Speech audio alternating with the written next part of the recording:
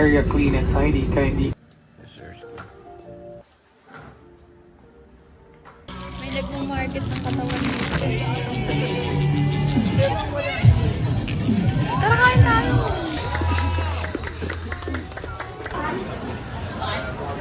Hindi mo na ba kaya kumain? Hinahanap natin kanina. Pang shape ko. Yeah, ng armpit yan. So nakabalik na tayo sa room. Tulog siya. Plan namin talaga lumabas. Pero nag-edit kasi ako, tapos na-boring siya. So, tulog siya. Then ako na lang lumabas. Check ko lang yung kalagayan ng club dito. Which is sa Boracay, diba? So, nauna ako magising. Pero siya, hindi naman siya nag-aagusay. So, nandito tayo sa streets. Food review kanina sa breakfast. Masarap. Siyempre, kahit ano naman. Hindi ako marunong magpalaga. Anyway, dito tayo ngayon sa streets. Kailangan natin ng convenience store na makahanap.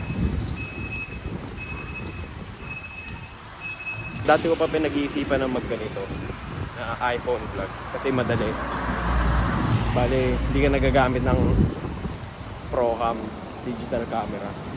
iPhone lang, di ba? Kasi iniisip ko, sino manonood? Ganun. Parang hindi naman magka-abuse. Sino interesado dito? Until napagtanto ko na hindi nga naman siya talaga patungkol sa kung sino yung manonood, kung magka-abuse. Ano na siya, tungkol na siya sa pag-document ng mga early days mo. Kasi lahat to magiging alaala na lang. And yung alaala na yun, pwede siya mag-fade eh.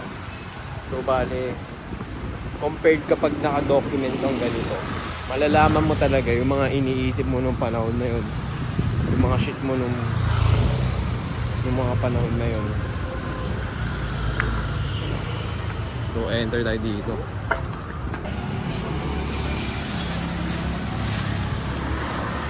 So nabili ko ang mga kailangan kong bilhin. Ngayon babalik na tayo sa Lunga, sa ating base. So kagabi, chinek ko yung Boracay kung may tao ba kahit Sunday. So may tao nga siya kahit Sunday. So mamaya check ulit natin. So ngayon, it's March 30. March 28 yung party ng Sauce Girls, which is kahapon. Doon sila kompleto Sauce Girls. Busy night yun. Busy yung March. Sobrang dami. Sa pool yung March. Ang daming ginawa ng March. Same sa Feb. Actually walang pahinga kada weekend. Wala nang pahinga. Tapos magkaklase ako. Weekdays, diba?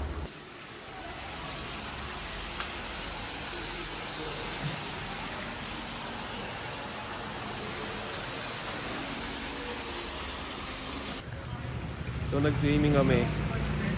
Tapos hanap trip. Kasi hindi kami lumalabas. Ngayon hanap trip kami kasi hindi kami lumalabas ng umaga. Ay hindi kami lumalabas ng may araw. Tapos yung tinatry namin dito yung mga hindi tinatry sa Boracay. Diba? So, ewan ko. 3 nights, pwede na yun. So ayun, no social media needed, pagalingan lang ng discernment kung malupit ba yung pupuntahan na place. So kahapon, kagabi, may isa kaming ganun, tas kanina rin mayroon. So far, magaling yung discernment namin. Yes sir, we got 2 nights left. Yeah. Icebreakers. Yeah. Whiskey to kanina. Meron siyang chip kanina na may nuts and almond and some type of shit. Pero hindi na play kanina eh. Pero it's the best way to finish this old-fashioned whiskey. Lalagyan mo na siya ng chip na may mga matatamis type shit. Tapos every time you sip, you drink. Every time you sip, you drink. That's the best way to finish that glass. Ang galing. Napakalupit. Kami ngayon, ako. Spend the night with us, bro. Feel me? Yes, sir, Ski. Okay. 9:30 a.m. Breakfast ako. Mamaya UFO kami. Safe naman kagabi. Okay naman yung XXP sa Boracay. Met some new friends though.